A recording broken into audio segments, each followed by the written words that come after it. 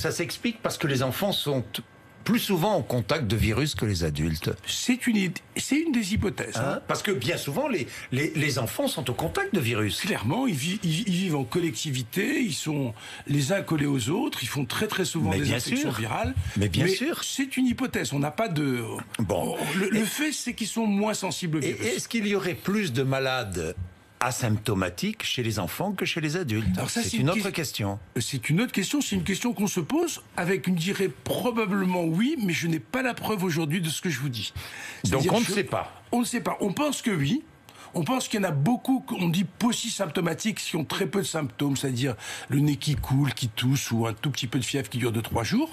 Ça, c'est sûr qu'il y en a beaucoup, oui. Mais complètement asymptomatique, je ne peux pas le dire encore. Alors, professeur, je regardais une étude d'un épidémiologiste britannique, je ne me souviens plus le nom, qui travaille sur le sujet, qui dit « Des enfants à l'école porteurs asymptomatiques présentent moins de risques pour la communauté que confiés à des grands-parents par des adultes sans solution de garde ».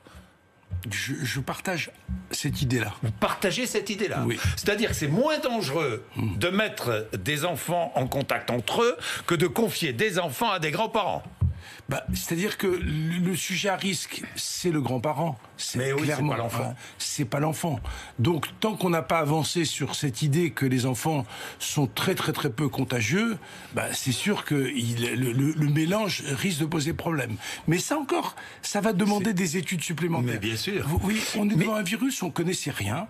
On s'est trompé sur toute la ligne du début à la fin. On pensait que c'était la grippe, c'est pas la grippe, que c'était pas grave, c'était pas très contagieux, c'est très contagieux. Donc, il n'y a que la recherche qui nous fait avancer. Il n'y a que l'analyse régulière des données et il y a beaucoup de recherches qui sont engagées et puis on affine à chaque fois nos connaissances.